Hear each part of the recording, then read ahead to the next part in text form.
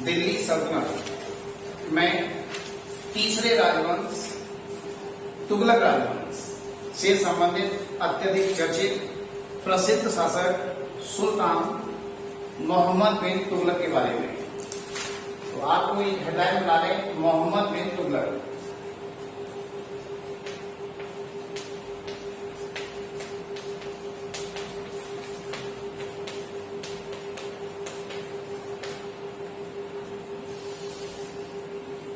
मोहम्मद बिन तुगलक परीक्षाओं में, सभी प्रतियोगितात्मक परीक्षाओं में मोहम्मद बिन तुगलक पर अक्सर सवाल आते रहे। कारण ये दिल्ली सल्तनत के सर्वाधिक विवादास्पद सुल्तानों में से एक है। काफी योग्य, दूरदृष्टि रखने वाला, विजनरी सुल्तान था, लेकिन इसने कुछ काम ऐसे करे जिसके कारण ये आज भी विद्वानों में, इतिहासकारों में विवादित रहा है। तो इस पे जो सवाल आ रहे होते हैं, आपने करिए नोट, लिखिए।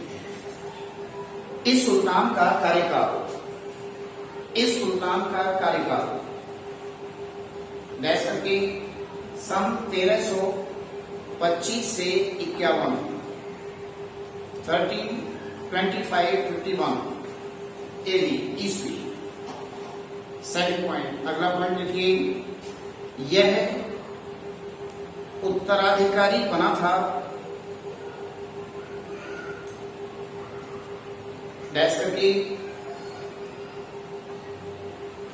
तुगलक वंश के संस्थापक, तुगलक वंश के संस्थापक गयासुद्दीन तुगलक उर्फ गाजी मलिक, गयासुद्दीन तुगलक उर्फ गाजी मलिक का यह गयासुद्दीन तुगलक का पुत्र था। ये गयासुद्दीन तुगलक का पुत्र था। थर्ड पॉइंट लिखिए,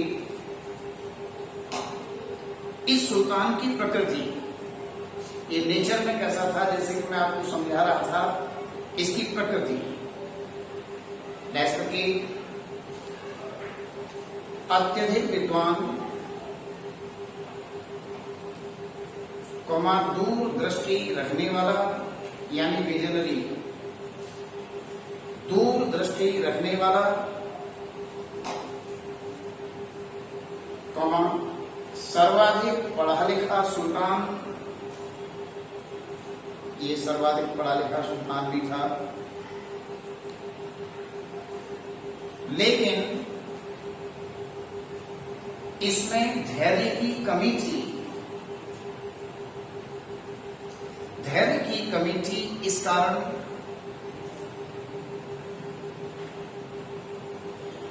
योग्य होते हुए भी यह सुल्तान के रूप में असफल माना गया है। एनटीपीसी रेलवे वाले प्रश्न पत्रों में एक सवाल पूछा गया, मोहम्मद बिन तुगलक एक योग्य सुल्तान था, लेकिन सुल्तान के रूप में असफल रहा था, इसका मुख्य कारण क्या था?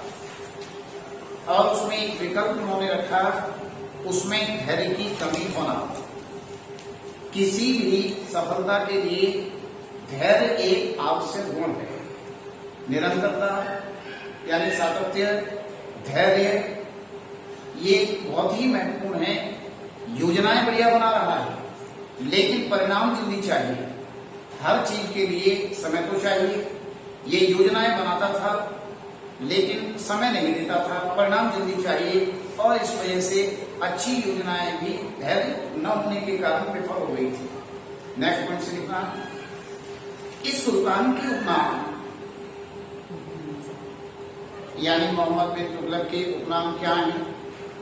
ऐसा कि विविध एवं विरोधी तत्वों, विविध एवं विरोधी तत्वों का मिश्रण, यानी अनेक प्रकार के अच्छे बुरे इसमें गुण हैं।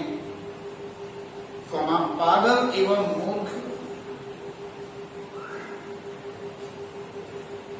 संकी सुल्तान, संकी सुल्तान, संकी सुल्तान। नेक्स्ट पॉइंट से लिखना, इस सुल्तान द्वारा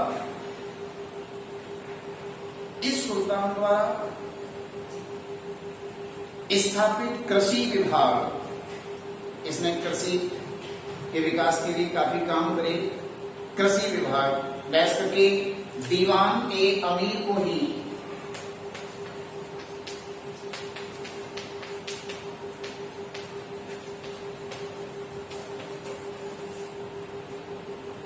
इसने स्वतंत्र रूप से विभाग ही बना दिया था ताकि कृषि का विकास हो। नेक्स्ट पॉइंट से, इस सुल्तान द्वारा किसानों को मामूली ब्याज पर ऋण दिए गए थे। डैश के उत्तर के रूप में सोनधर नाम से यूपीएससी सिविल सेवा में सवाल पूछा, सोनधर क्या था? तो सोनधर नाम से सुल्तान ने किसानों को ऋण दिए। जैसे आज किसान क्रेडिट कार्ड जैसी योजनाएं भारत सरकार चलाती है, मामूली ब्याज पर ऋण सुविधा, फसली ऋण। नेक्स्ट पॉइंट से, इस सुल्तान के काल में दिल्ली सल्तनत का सर्वाधिक विस्तार हुआ था, लेकिन सल्तनत के पतन, डाउनफॉल की शुरुआत भी इसके काल में हो गई थी। इसके काल में पतन भी होना शुरू हो गया था, हालांकि इसने विस्तार भी सल्तनत का बहुत ज्यादा करा। नेक्स्ट पॉइंट से लिखना, इस सुल्तान के काल में दक्षिण भारत में दिल्ली सल्तनत से अलग होकर निर्मित हुए दो राज्य अस्तित्व में आए। अलग से विघटन शुरू हो गया दिल्ली सल्तनत का। डैश करके नीचे नंबर 1 विजयनगर साम्राज्य, विजयनगर एम्पायर साम्राज्य। कॉमा लगाकर 1336 ईस्वी में 1336 एडी में कॉमा लगाकर हरियर एवं हुक्का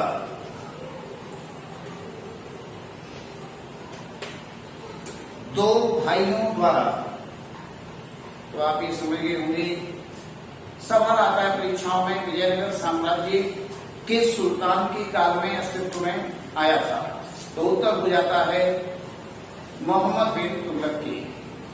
ऐसे ही सवाल आता है विजयनगर साम्राज्य का संस्थापक कौन था, तो आंसर हो जाता है हरिहर और हुक्का। विजयनगर साम्राज्य की स्थापना कब हुई थी? 3 सवाल आप समझ गए होंगे संक्षेप में। 1336 में इसकी स्थापना हुई थी। नेक्स्ट पॉइंट से नंबर 2 बहमनी साम्राज्य।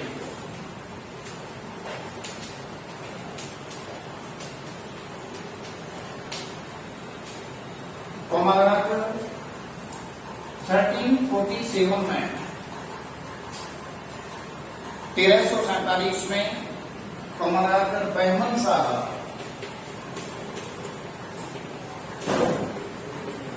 अथवा हसन गंगू द्वारा, हसन गंगू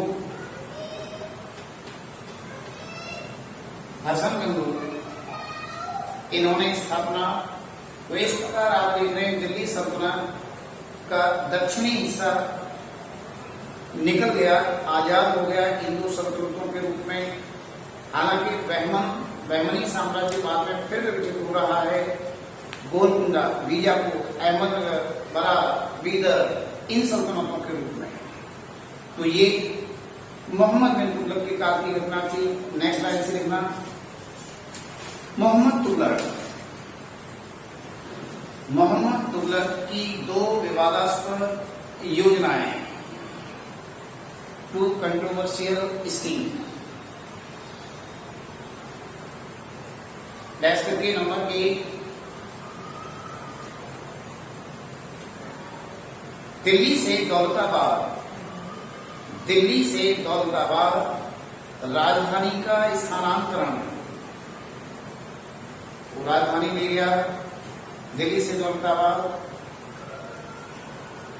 दूसरी, इसने सांकेतिक मुद्रा का प्रचलन, उसने टोकन करेंसी, सांकेतिक मुद्रा की शुरुआत करी। सांकेतिक मुद्रा का प्रचलन, दोनों में वर्ष भी लिख लें। राजधानी स्थानांतरण घटना है 1327 की, जबकि 1329 ईस्वी में उसने सांकेतिक मुद्रा चलाई, सांकेतिक मुद्रा की शुरुआत करी। और ये योजनाएं निश्चित रूप से अगर हम तर्कसंगत आधार पर देखें तो बुरी नहीं थी। दूरदृष्टि वाला शासक था, लेकिन योजना बड़े प्रोजेक्ट थे, समय भी चाहिए था, धैर्य की कमी थी, और ये योजना अच्छी होते हुए भी विफल हो गई। आप समझिए, कहा जाता है कि सुल्तान ने राजधानी, अगर स्थानांतरण की बात करें, सुल्तान ने दिल्ली सल्तनत की राजधानी दिल्ली को समाप्त नहीं करा था, बल्कि वो महाराष्ट्र में दौलताबाद दूसरी राजधानी बना लिया था।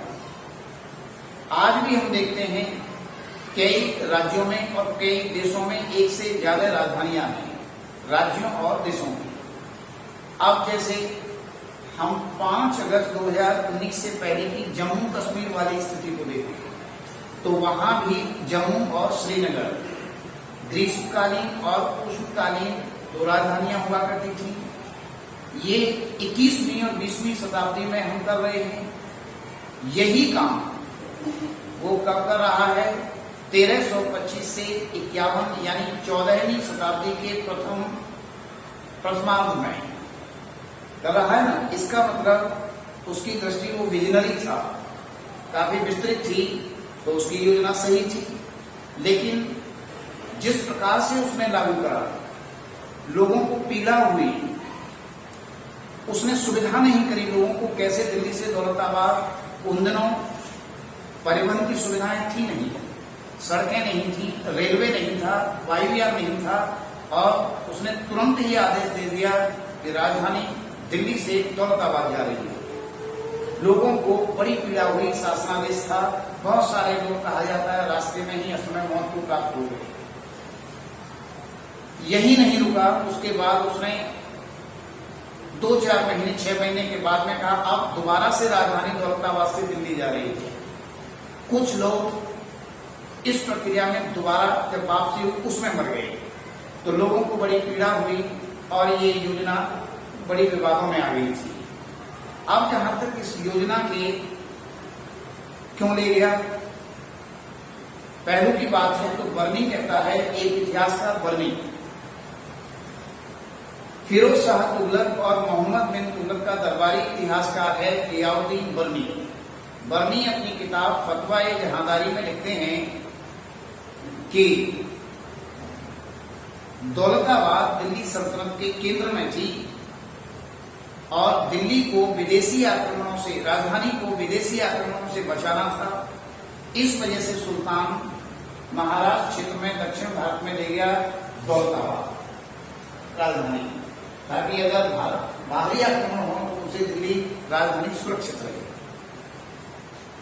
सीटेट, यूपीएससी सिविल सेवा, पीसीएस में ये सवाल कई बार आया कि दौलताबाद राजधानी लिए जाने का मुख्य कारण क्या था।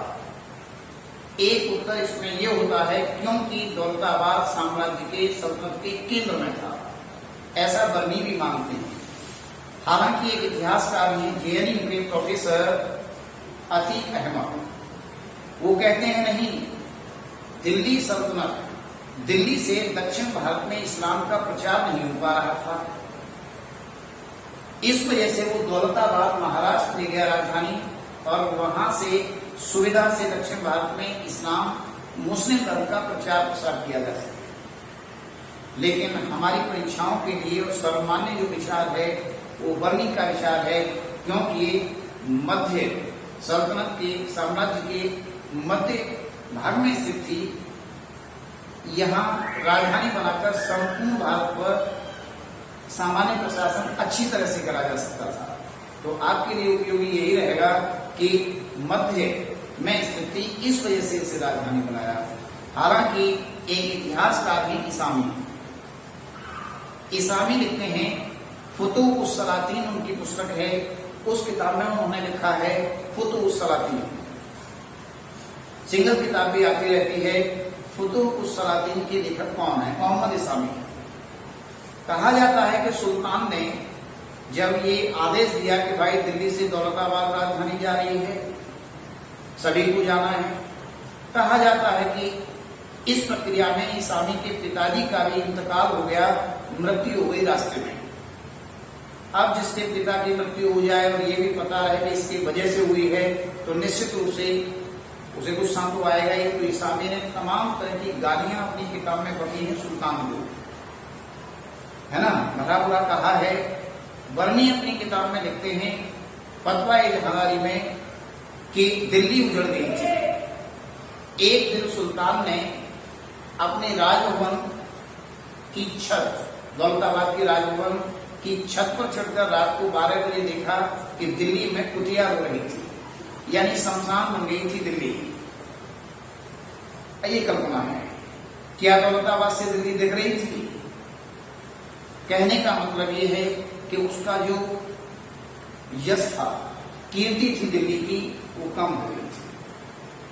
आज भी आप देखते हैं, भले ही यहाँ कोविड है, पर्यावरण जहरीला है, समस्याएं हैं, लेकिन लोग दिल्ली को वरीयता देते हैं, है ना। कारण जैसी भी है दिल्ली, रहने के लायक है फिर भी, है ना।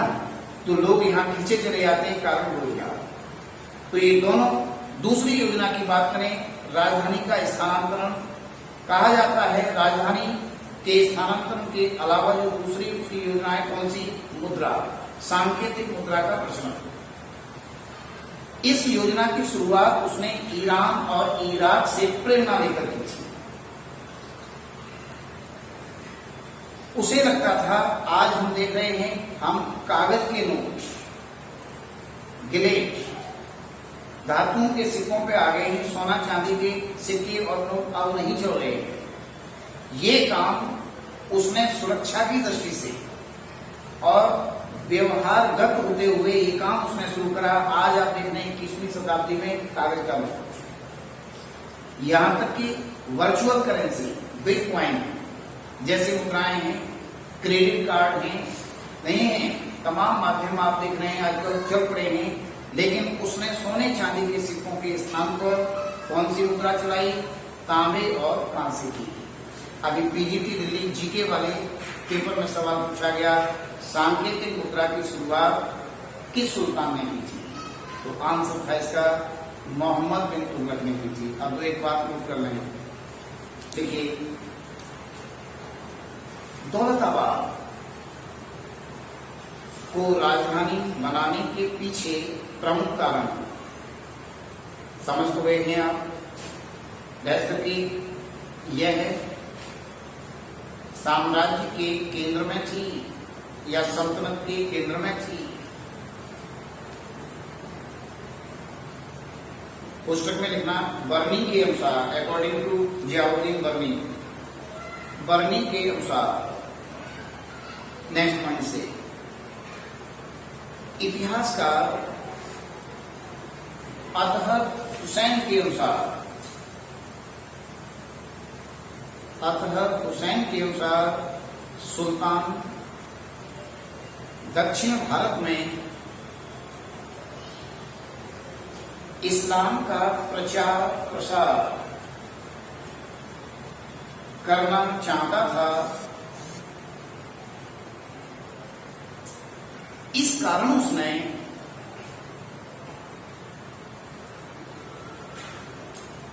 दौलताबाद राजधानी स्थानांतरित की थी। नेक्स्ट पॉइंट से लिखना, इस सुल्तान का वास्तविक नाम, रियल नेम,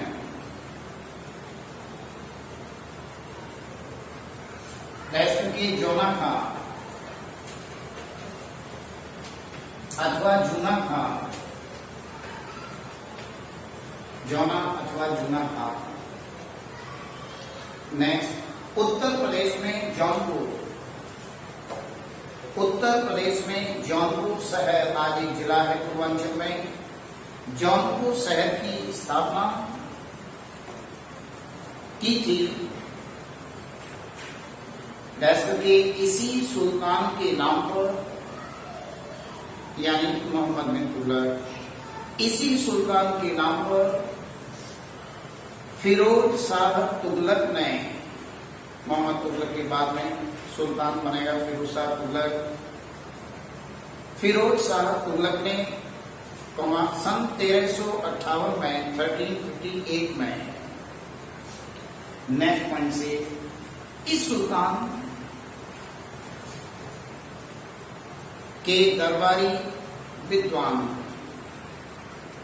दरबार में कुछ लोग रहते थे, जैसे कि जैन आचार्य, जैन संत, जैन आचार्य राजशेखर,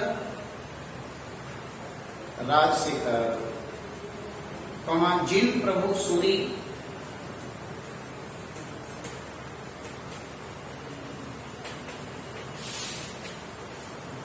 जिन प्रभु सूरी एवं इब्ने बतूता और जियाउद्दीन बर्नी, इब्ने बतूता और जियाउद्दीन बर्नी। नेक्स्ट पॉइंट से, इब्ने बतूता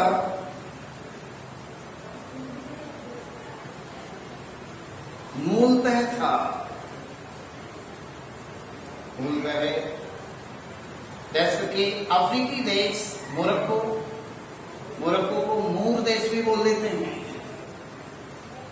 मूर, अफ्रीकी देश मोरक्को का मूल निवासी, जो सन 1333 में 1333 में भारत आया था।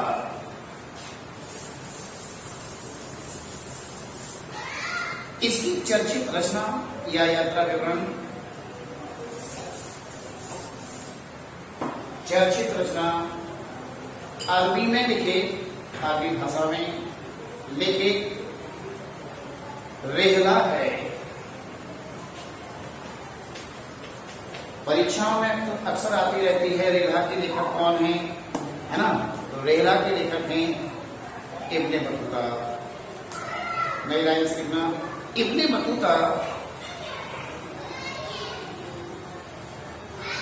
इस सुल्तान के दरबार में, इस सुल्तान के दरबार में रहा था, सुल्तान ने इसे दिल्ली का प्रधान काजी यानी धर्मगुरु, न्यायिक मामले देखने वाला प्रधान काजी नियुक्त किया था और इसे सन 1342 में 1342 में अपना राजदूत बनाकर चीन भेजा था, इसे चीन भी भेजा था। नेक्स्ट पॉइंट से लिखना, इब्ने बतूता ने, अगला पॉइंट, इब्ने बतूता ने मोहम्मद तुगलक की डाक व्यवस्था, पोस्टल सर्विस डाक व्यवस्था की तारीफ की है, प्रशंसा की है।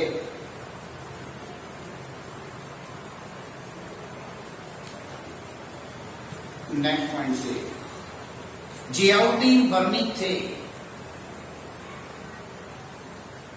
जियाउद्दीन बर्नी जैसे कि एक प्रसिद्ध लेखक,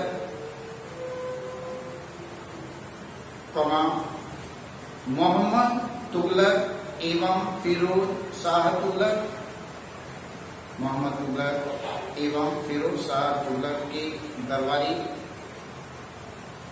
जिन्होंने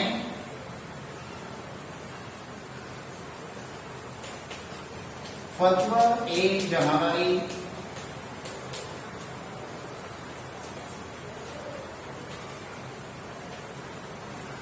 तथा तारीख ए फिरोज शाही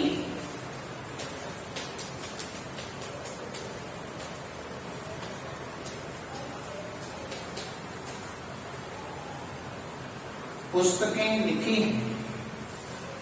ये दोनों ही है महत्वपूर्ण मध्यकालीन भारत की पुस्तकें बर्नी ने लिखी हैं। नेक्स्ट पॉइंट से फतवा ए जहांगीरी जो कि फतवा ए जहांगीरी जो कि दिल्ली सल्तनत की प्रशासनिक राजस्व व्यवस्था पर विशेष प्रकाश डालती है। विस्तार से बात कर रही होगी कैसा प्रशासन था, कैसा लैंड रेवेन्यू सिस्टम था, को कहा गया है करके दिल्ली सल्तनत का गजेटियर, गजेटियर ऑफ दिल्ली सल्तनत, इन्वर्टेड कॉमा में इसे कर लीजिए, दिल्ली सल्तनत का गजेटियर। तो इसे दिल्ली सल्तनत का गजेटियर भी कहा गया है। नेक्स्ट पॉइंट से मोहम्मद तुगलक की मंत्रिपरिषद, जिसमें 100 सदस्य यानी 100 मंत्री होते थे, 100 सदस्य शामिल थे, को दिया गया नाम, इस नाम से पुकारा गया है जैसे कि अमीर ए सदार।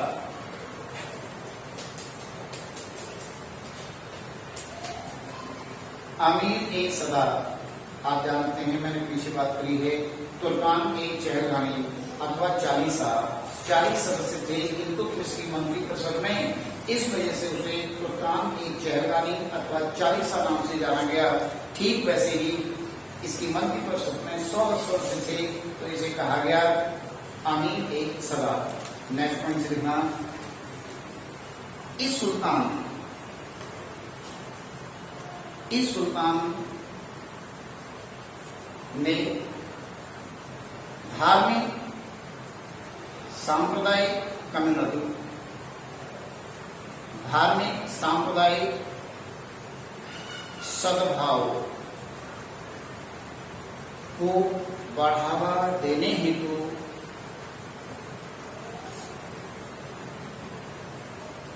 शुरुआत की थी।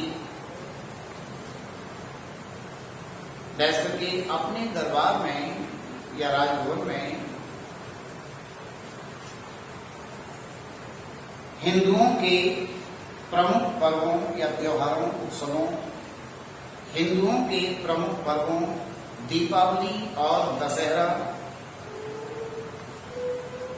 को मनाने की। नेक्स्ट पॉइंट से इस सुल्तान के काल में सल्तनत में अनेक विद्रोह, सल्तनत में अनेक विद्रोह हुए थे,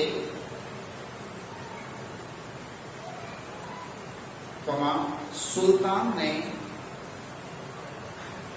यानी मोहम्मद बिन तुगलक ने इस स्थिति पर कहा था, क्या कहा था? जैसे करके लिखने उत्तर के रूप में, मेरा साम्राज्य रुग्ण हो गया है, बीमार हो गया है, मेरा साम्राज्य रुग्ण हो गया है, और जब मैं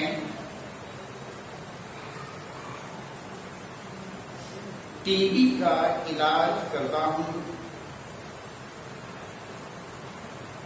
तो इसे पेचिस, और जब पेचिस का इलाज करता हूं तो अन्य रोग हो जाता है।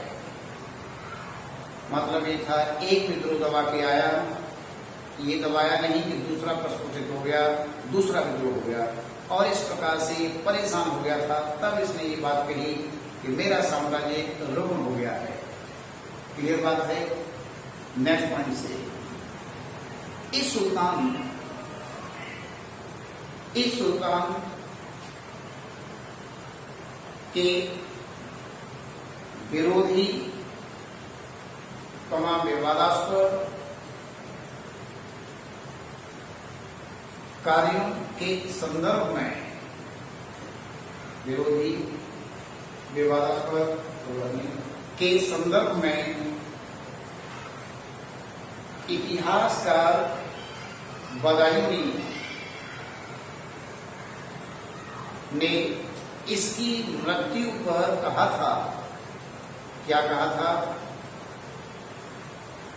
जैसे कि सुल्तान को अपनी प्रजा से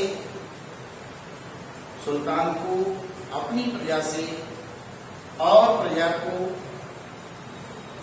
अपने सुल्तान से मुक्ति मिल गई।